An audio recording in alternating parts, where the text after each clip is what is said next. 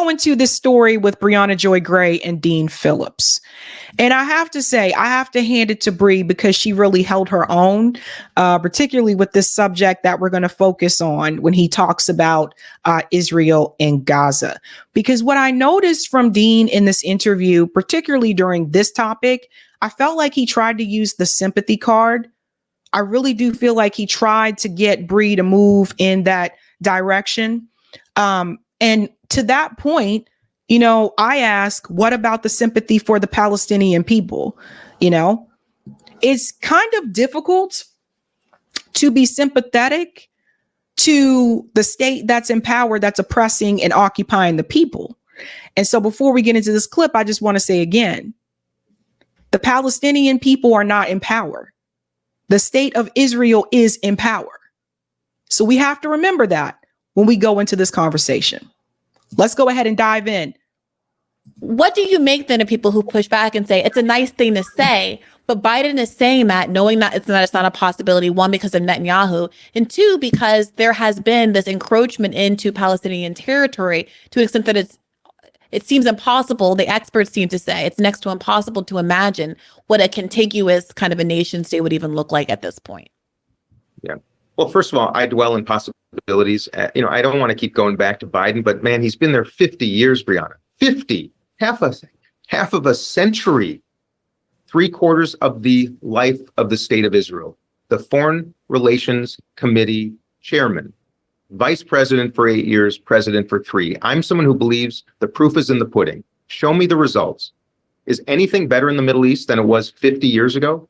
It is exactly the same. We've wasted hundreds of billions of dollars, thousands of American lives, tens of thousands of Palestinian lives, thousands of Israeli lives.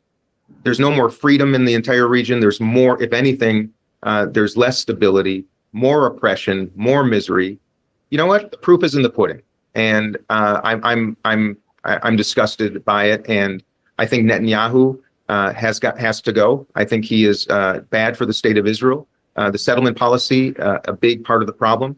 I do envision a Palestinian state with Jewish people living in it, just as there's a Jewish state with Muslim Palestinians living in it. I think that would be healthy to have a shared, if you will, responsibility.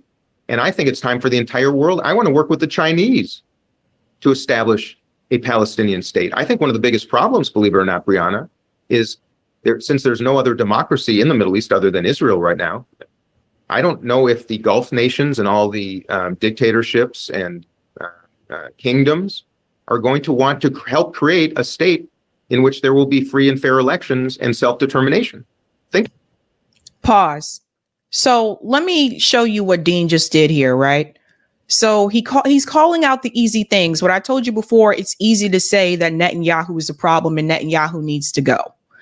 The problem is, as I've said before, they can easily insert someone else to do the same things. So the solution is not just convincing Netanyahu to resign or convincing people in Israel not to reelect Netanyahu. That doesn't solve the problem. What Dean Phillips isn't calling out, which is what a lot of people are not willing to call out, particularly on mainstream media, the problem is Zionism. Because as long as Zionism is still there and you have this idea of this supremacy, state, it doesn't matter who the leader is that's in charge. The ideology is already, soaked into the population. So as long as Zionism is still the main ideology there in Israel, you're still going to continue to have this problem. 2, he mentions he would love to see a Palestinian state. But I have shown you over and over again, multiple times on this show, that is not possible.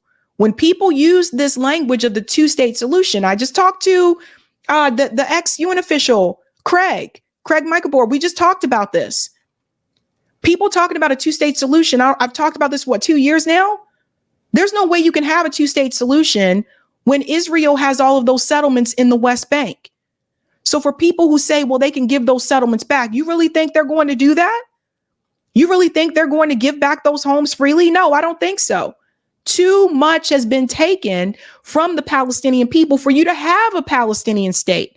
And 3, The reason why Israel doesn't want Palestinians to have their own separate state is because that would mean that they would have to have an army, and they don't want them to have an army. So again, he's calling these things that he's saying are the things that are easy to point out, but he's not willing to go deeper, but Bree's going to push him. Listen to this. About that, because if it happened for the Palestinians, others around the whole region are going to say, well, gosh, we want the same thing. So that's going to be one of the biggest impediments. But if we don't try, Israel will never be safe. And of course, Palestinians will never have any hope. And that is not a way to live. I don't want to go down that rabbit hole, but given the repeated long-term and stated commitment of these states to a Palestinian state, the fact that Saudi Arabia has stopped its normalization, its very profitable normalization with Israel, and the negotiations the United States has been doing in that regard because of its support, its people's support of Palestine, the fact that after having waged war on Yemen for all of these years, it is now weirdly standing on the same side because Palestine is such a uniting issue in the region. Obviously, so many Palestinian refugees live in these surrounding countries, not by choice, but because they were forced out by the creation of Israel in 1948. It is, if anything, the thing that seems to be uniting various religious groups and political disputes across the region like almost nothing else. But to stay just on this subject a little bit, because I want complete clarity, sure. I want to ask you if you see the value in there being religious pluralism and ethnic pluralism within Israel and within a future Palestinian state. And living in the United States of America, which has the second largest Jewish population, and frankly, after the events of October 7th, demonstrably the safest Jewish population in the world, why does there need to be a two-state solution as opposed to a one-state solution that is genuinely democratic and that genuinely invests the same rights and privileges to both Arab, Christian, Muslim, and Jewish citizens? I think, first, let me also say one thing about the Arab nations, which have done very little to help the Palestinian cause other than talk. Very, very little. In fact, when I was last in Saudi Arabia, I had to make some calls for them to reestablish paying their commitments to the East Jerusalem hospital. Over decades, the Palestinian cause, they would elevate when it was helpful to them, but then they'd forget about it. If there was really a will in the Arab world, the Middle East, to establish a Palestinian state, it could have been done decades ago, and it should have been. What? And it takes... Pause. So Dean is doing what I've seen other people that are Democrats and Republicans that are pro-Israel do, this talking point that he's using, blaming the Arab countries that surround Gaza, right? First of all, it is not their responsibility to push Israel to call for a Palestinian state. He mentioned Saudi Arabia. He knows that Saudi Arabia is an ally of the United States. So why would Saudi Arabia go against Israel when they're an ally of the United States? Although Saudi Arabia is also, mixing in with BRICS too as well. But Dean knows these things. For you to put that responsibility on the other countries that surround Gaza, that is unfair. You see what I mean? Because as Nico explained when he came on here, this issue is between the United States, who is doing the funding of the weapons and has been funding Israel for years, Israel, and Gaza and the West Bank. Just because they share the same religion, they're supposed to advocate and come in and help and do all these things for Palestinian people? Like, this is really weird to me. This is really weird to me that you're putting that responsibility on the other Arab countries. And you're also assuming that they're all the same. They're not all the same. They have different cultures. The culture in Saudi Arabia may be different from the culture in Egypt. But this idea that they should have jumped in and should have done something. No, you're blaming the people that are the neighbors instead of blaming the country that has been occupying and has been oppressing these people for decades. The blame relies on Israel, and the blame relies on the United States for funding Israel in the first damn place, not the other countries that had nothing to do with this. That is a typical Zionist talking point to point the fingers at the neighboring countries and say, well, you should have done something. No, Israel should not have occupied the people. Pay attention to that talking point. Representative, how can you say, I mean, I really don't want to debate this, one, because I'm not an expert in the history of the region, but even my cursory knowledge, I mean, they all went to war over trying to have a Palestinian state. How can you say, and they're hosting millions of Palestinian refugees and have done so for years. So it starts to sound a little bit like you're making the argument that so many conservatives make, which is to say, nobody wants Palestinians anyway. The fact that Egypt won't let them be ethnically cleansed through the Rafah Gate is a demonstration of how horrible this population is. I mean, can you see how that's what this is starting to sound like? Mm-hmm. I respect you. That's not what it sounds like for me at all. I'm telling you.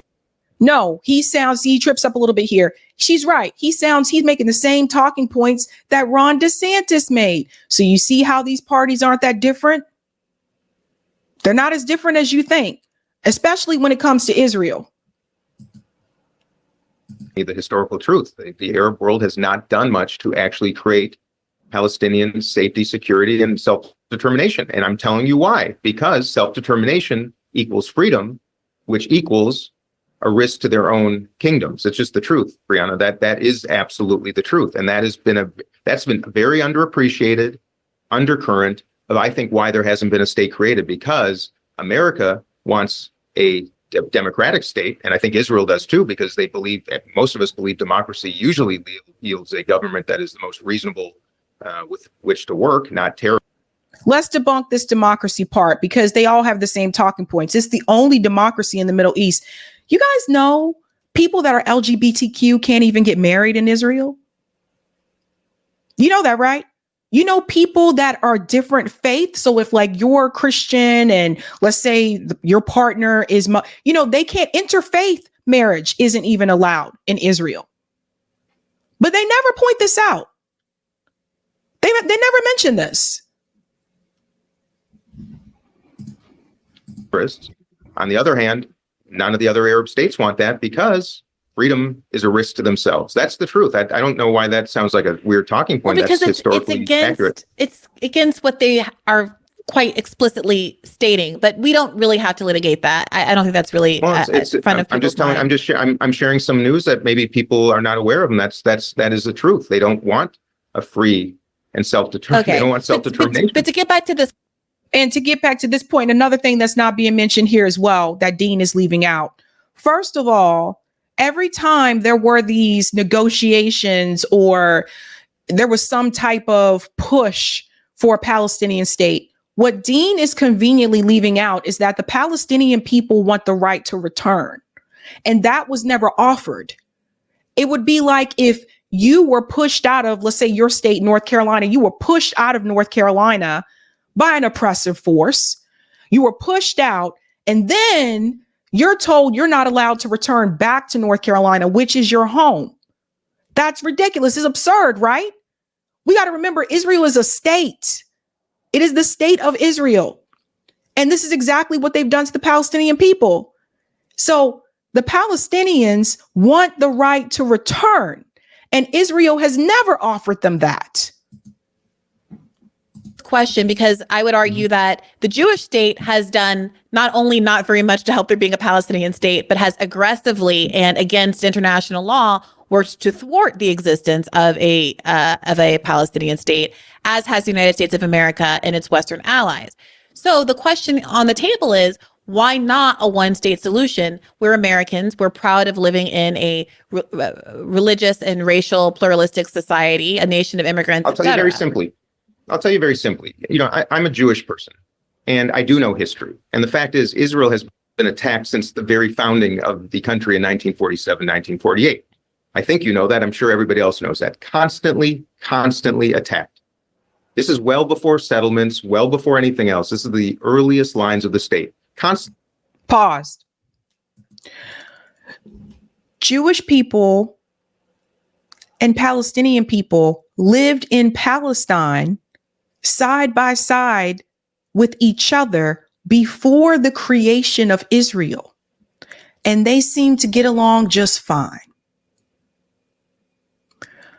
obviously he's leaving out the fact that even back then, the Nakba, they're pushed the Palestinian people out. We're supposed to sit here and pretend like they didn't kill these people. There's an entire documentary where you still had Israeli settlers bragging about what they did to the Palestinian people. Also, one of them bragging about sexually assaulting a teenage girl. This stuff is blatant out there for everybody to see. Everybody to see. And he conveniently leaves this out. So you come in and you take over the people's homes and land, and we're supposed to sit back here and believe that you're the ones that were attacked? You started the attacking. The founding of Zionism was always to create a greater Israel. It was never to live in harmony with the Palestinian people.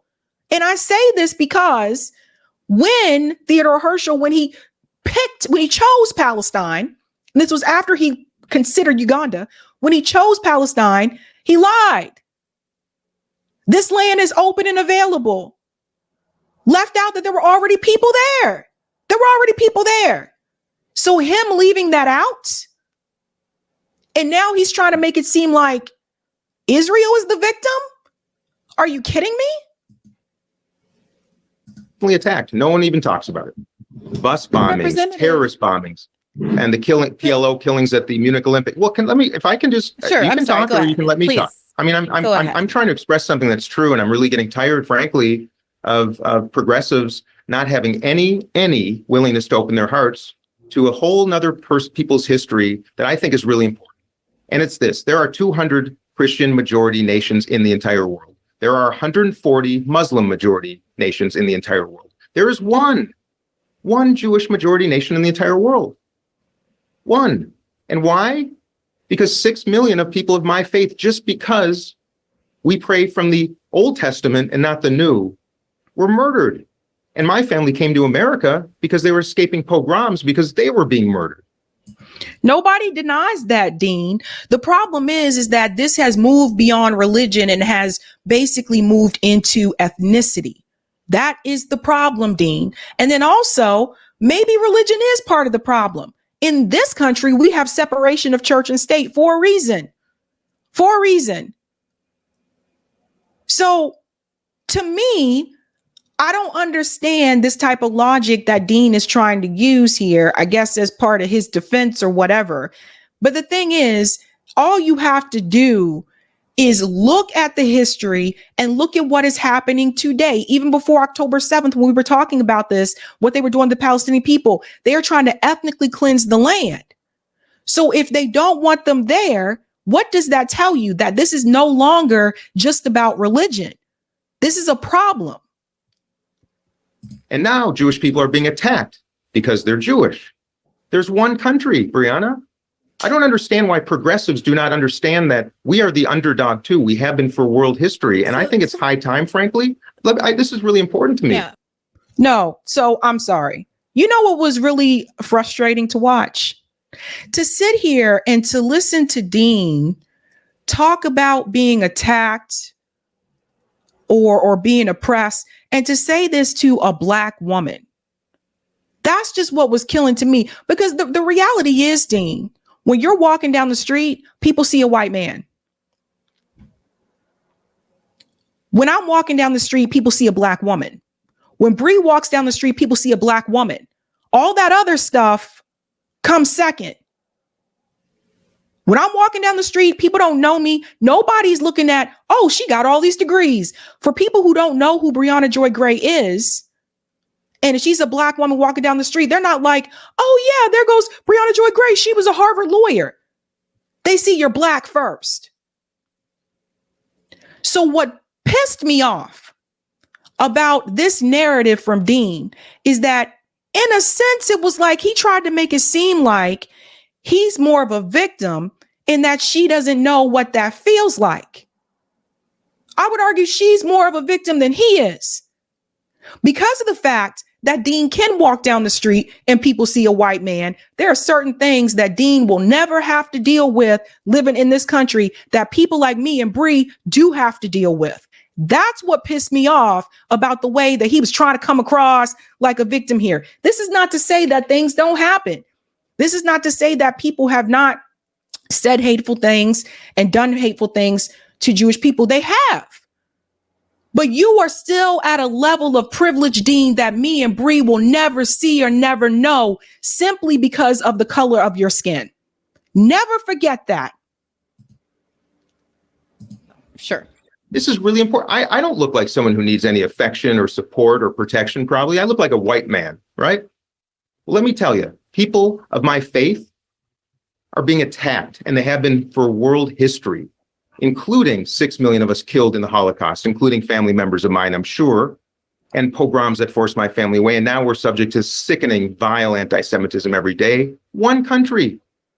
All we're saying is one country of the people of our faith to seek refuge in. And if you have one country that now combines millions of Palestinians, there's no more Jewish country in the world. And if America could have said, you know what? When the first boats left the Holocaust and came to this country, that we would have accepted them, maybe a different story. But Briahna, there is no place for Jewish people to go. There's no place for Black people, Dean. This is the part that really kills me. There's no place for Black people, Dean. What are you talking about? If you get pulled by the cops, Dean, if you're pulled over by the cop, you don't have to worry about them taking your life during that traffic stop. You don't have to worry about driving off with your life. You know what I mean?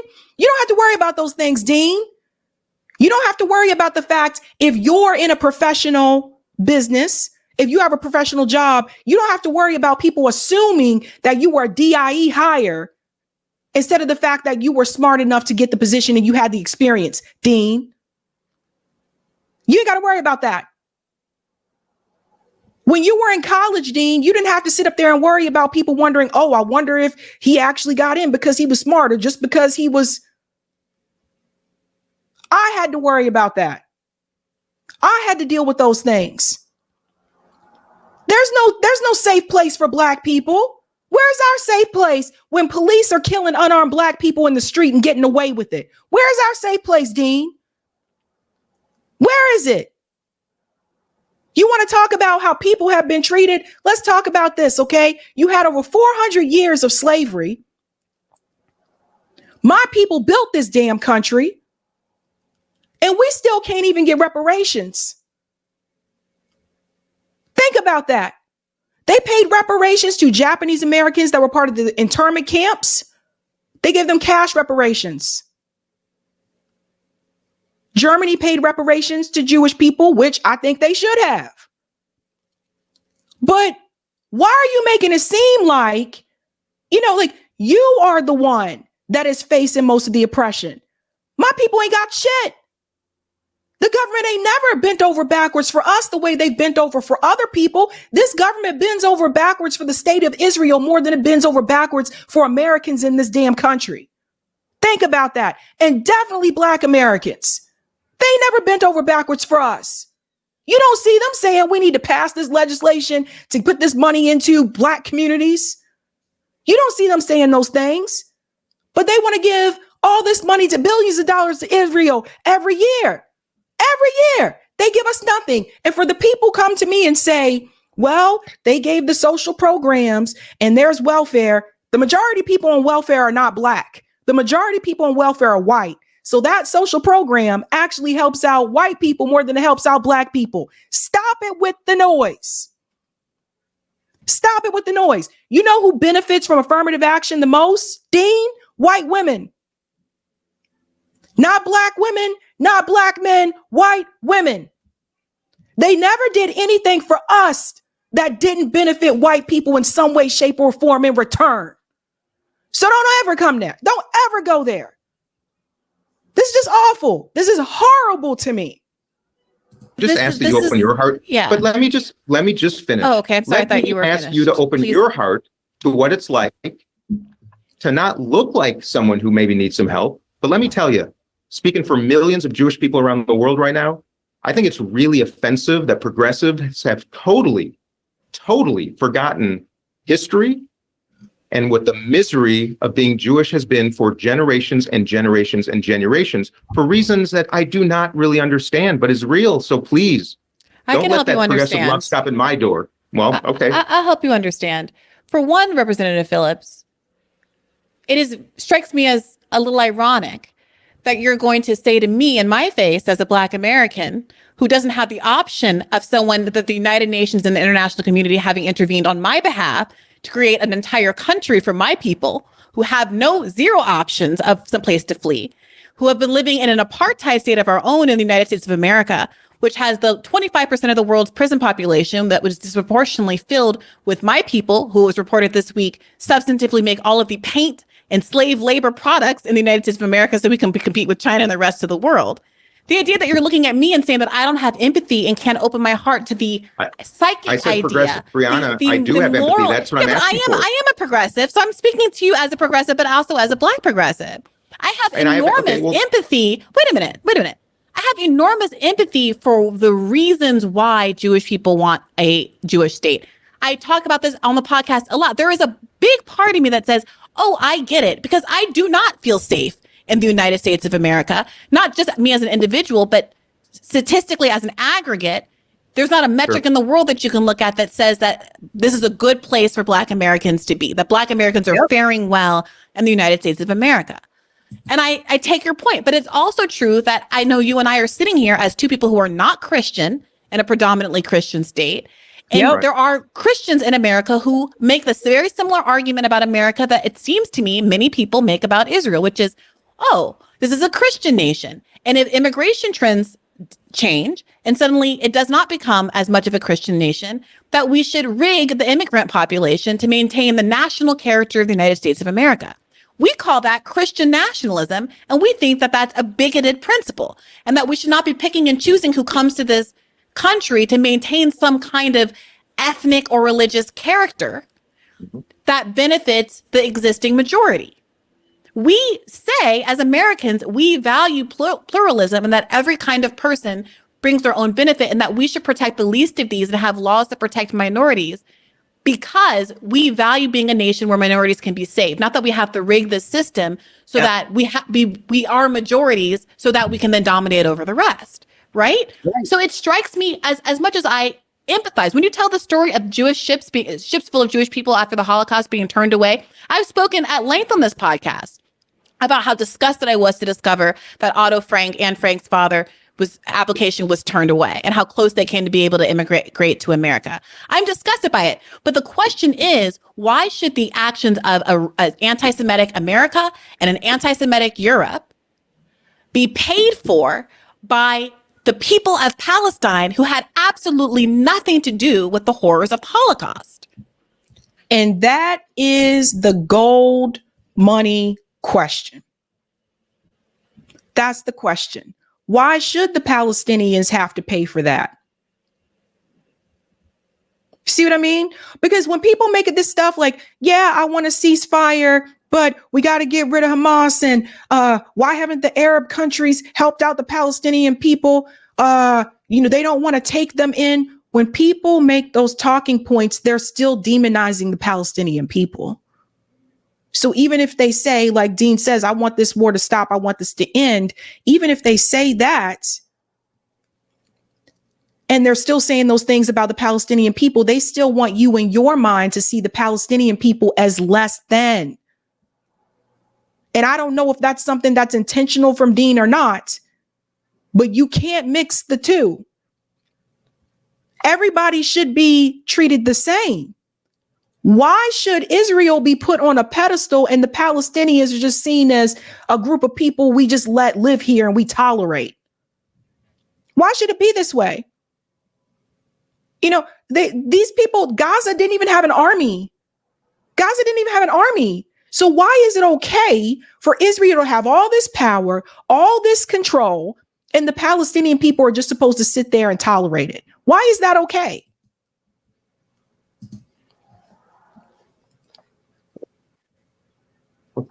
I mean, Briahna, first, let me strike at the heart of what you just said earlier, which is my empathy for Black America and the long tail of slavery that is so abhorrent and so visible and so obvious that I cannot believe we have not repaired that injustice. I want to honor that and acknowledge that. If anything, does he have reparations on his platform? Somebody look it up. Eric, look up his website and see if he got reparations on his platform. I forgot to do that since he mentioned repair. I'm telling you, I empathize with that. I was asking for mutual empathy, and I don't know if you just shared it with me, but I think you did. But you just asked a question of something that is just, it's just so historically inaccurate. Israel has been attacked because it's a Jewish state for decades. Now, Netanyahu's a different story. I'm not going to support him. What's happening right now is abhorrent, and his policies are abhorrent. It's true.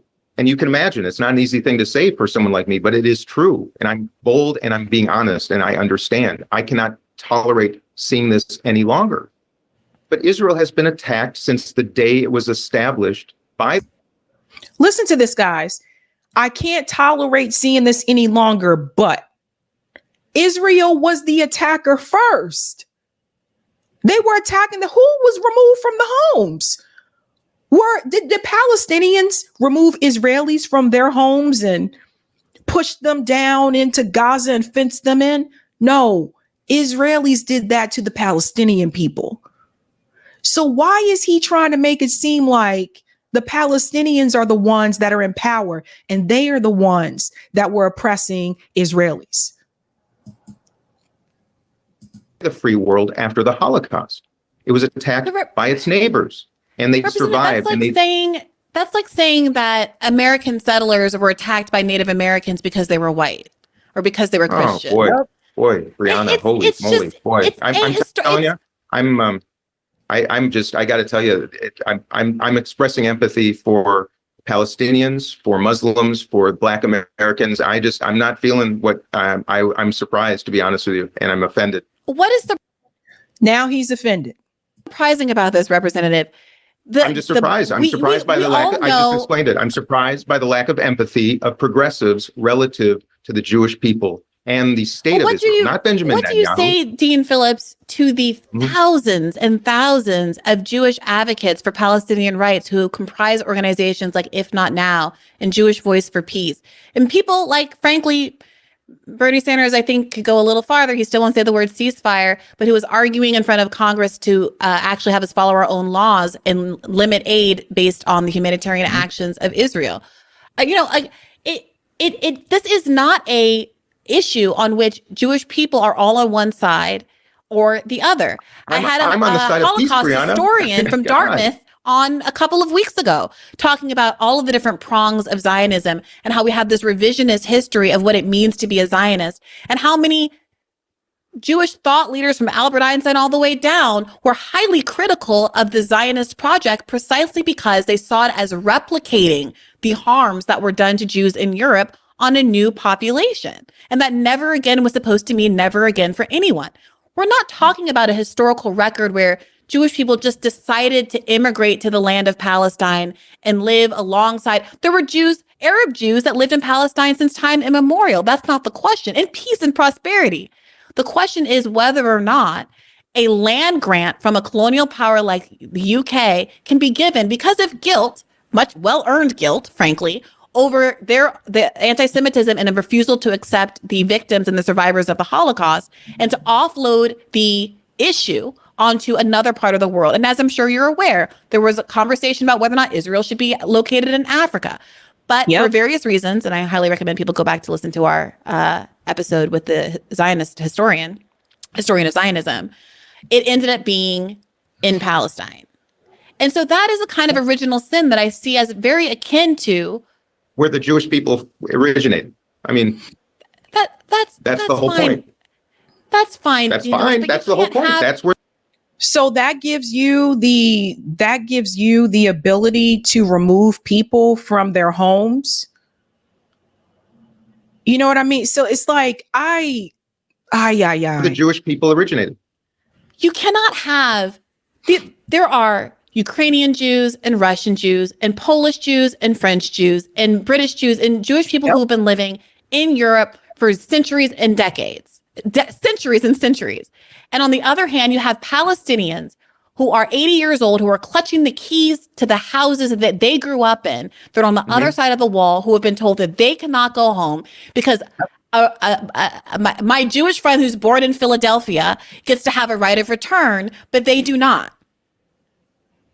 There you go. Like that is the injustice that we're talking about here. If we're talking about moral weight and what was deserved after the Holocaust, you have my utmost sympathy. You have my utmost empathy. But the question isn't what is owed. It is what is owed from whom. And why is it that Europe gets to offload its own responsibilities? The Jewish state wasn't in Poland. I bet you a whole lot of people who had been chased out of their lands and put into concentration camps would have loved to feel safe in a land where they spoke the language and they had their own community and they had their own belongings and the like.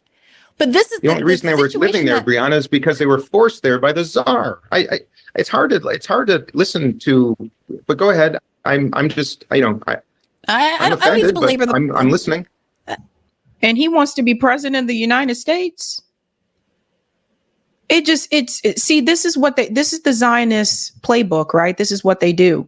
Once you start hitting them with historical facts, all of a sudden they're offended, or you're anti-Semitic, right? And it's always when you hit them with the historical facts. The reality is, I said this before too, in reference to Germany.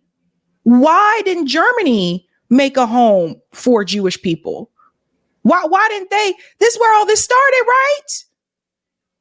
That's where it started. So why didn't they do that? Why didn't they? And to Bree's point about they were looking at different countries in Africa as well, that goes to show you they were even open to the idea of countries in Africa, not necessarily Palestine. I mean, that's fine. And we can all sit here and be offended. But the question now isn't really, and it's a moot point because in a large part, Israel won this battle. They have established a country and nobody's...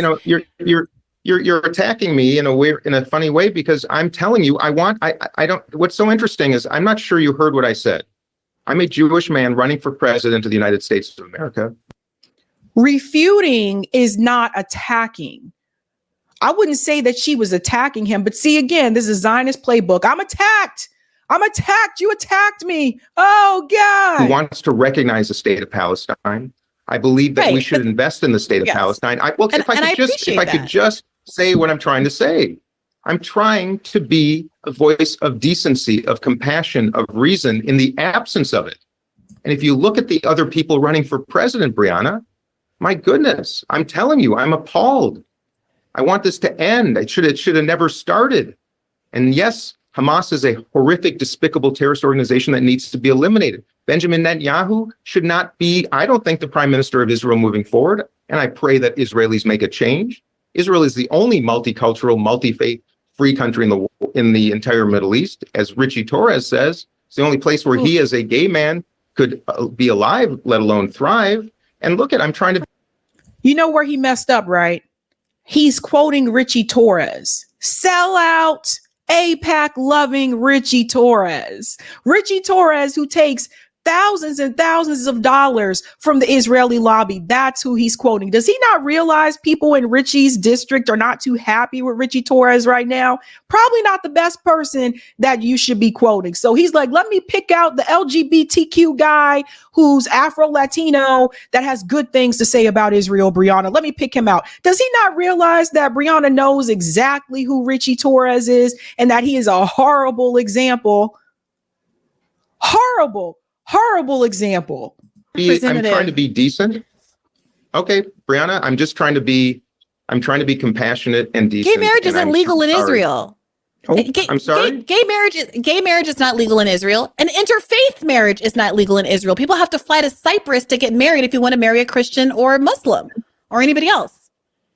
I mean, let's just be honest about what we're doing here. Entire Middle East. Okay. Let's just be the question. The reason we're you notice now he has nothing to say in reference to that because they think people don't know this. They think people don't realize when people like Richie Torres says, well, I can go there and live freely as a gay man. You can't get married there, Richie. You can't get married there. And they think people don't know this, that people don't look this information up, right?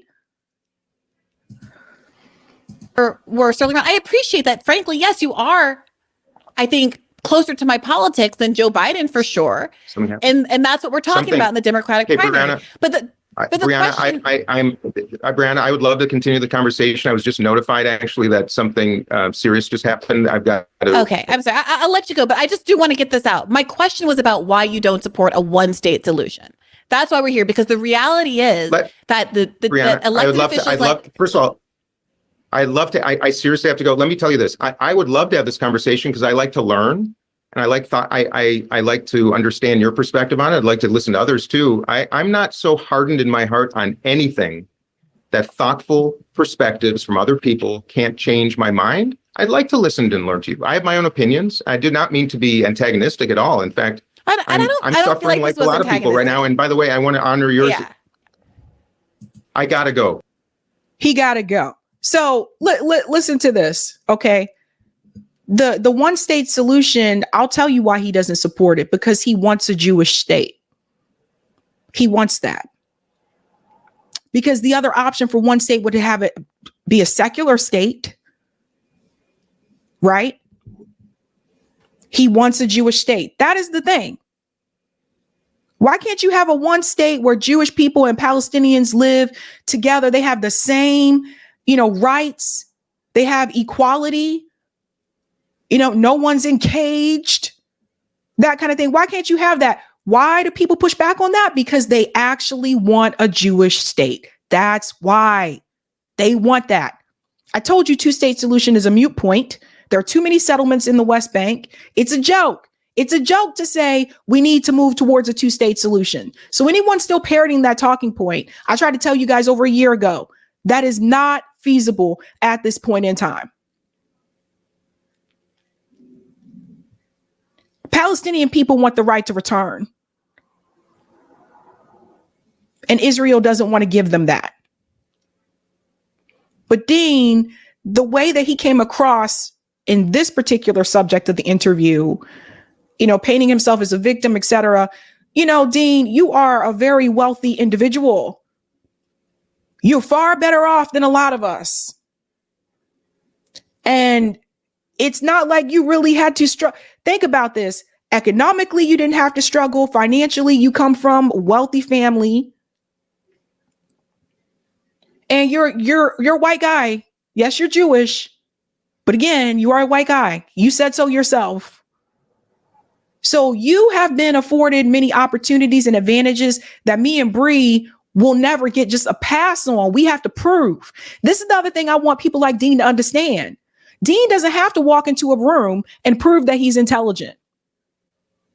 He doesn't have to walk in a room and prove to people that he deserved to get the job that he got.